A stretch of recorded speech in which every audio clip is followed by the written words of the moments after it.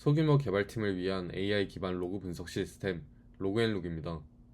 저는 데이터 파이프라인 구축과 AI 기능을 담당한 윤종석입니다.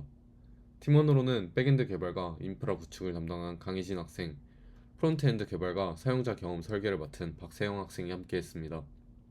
저희가 발표할 목차는 다음과 같습니다. 먼저 개발 배경에 대해 간단히 소개해드리는 것으로 시작해 시연 영상과 함께 핵심 MVP와 사용된 기술을 설명드리겠습니다.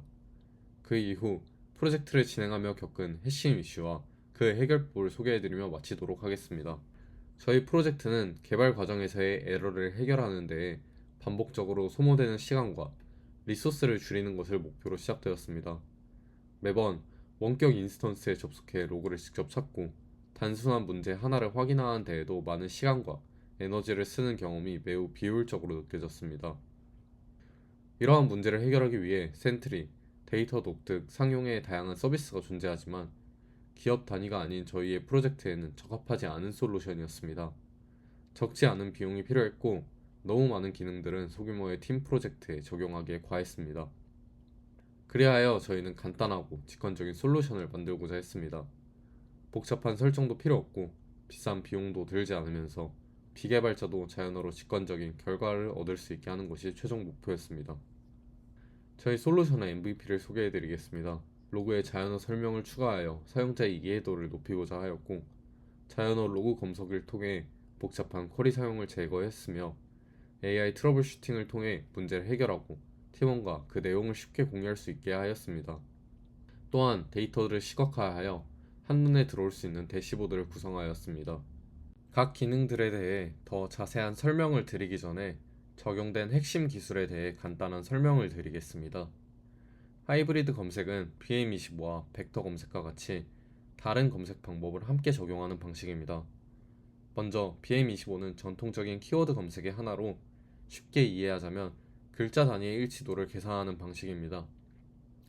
벡터 검색은 좌표 공간에 검색어와 검색 대상들을 배치하고 좌표 공간상에서 검색어와 가장 가까운 것들을 결과로 선택하는 방식입니다. 이때 좌표 공간에 배치하는 과정을 임베딩이라 하고 좌표 값은 벡터라 합니다.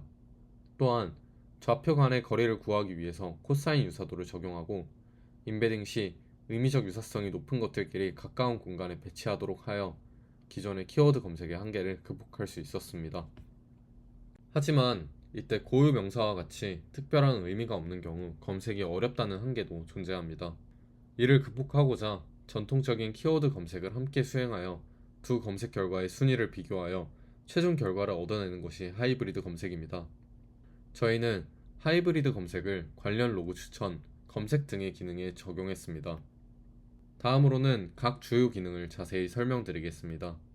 첫 번째는 자연어 로그 설명 기능입니다. 단순히 로그의 원본 메시지를 보여주는 것이 아니라 복잡한 로그 메시지를 자연어로 해석해주는 기능을 구현했습니다. LLM을 활용하여 파이프라인에 들어오는 로그들에 대한 해석을 작성하게 하였습니다. 예를 들어 한 번에 이해하기 어려운 왼쪽의 원본 로그를 2025년 6월 3일 2시 30분의 로그 초기화 과정에서 시작일과 종료일이 올바르지 않아 오류가 발생했습니다. 와 같이 이해하기 쉬운 자연어 문장으로 변환하여 로그 데이터에 추가합니다.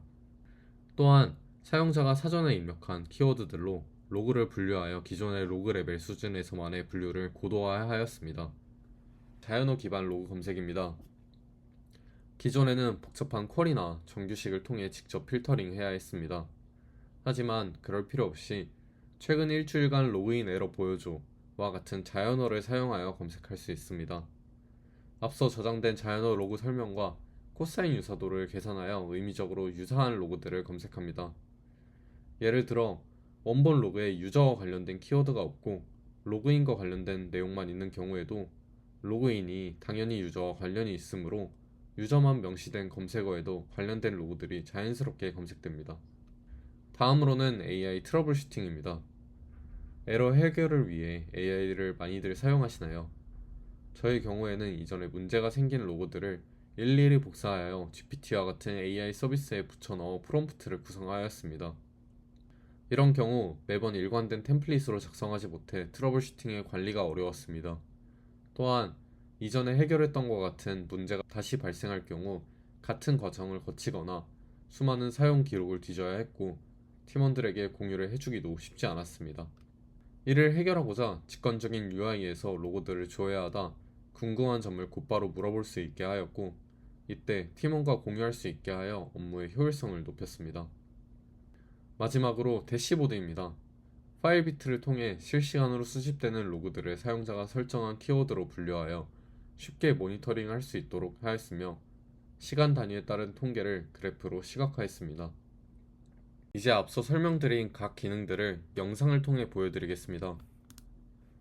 먼저 대시보드입니다. 앞서 말씀드린 시간과 로그 레벨에 따른 통계를 확인할 수 있으며, 아래를 보시면 설명과 키워드가 추가된 로그들이 실시간으로 집계됩니다. 다음은 로그 상세 정보 조회와 트러블 슈팅입니다. 왼편에는 선택한 로그들을 확인할 수 있으며 지금처럼 궁금한 점을 곧바로 물어볼 수 있습니다. 선택한 로그들의 토글을 열어 추가된 정보들과 원본 로그를 확인할 수 있습니다. AI가 생성한 자연어 메시지, 로그가 발생한 인스턴스의 정보들이 있습니다. 또한 저장된 트러블 슈팅은 팀 페이지에 공유되어 다시 확인할 수 있습니다.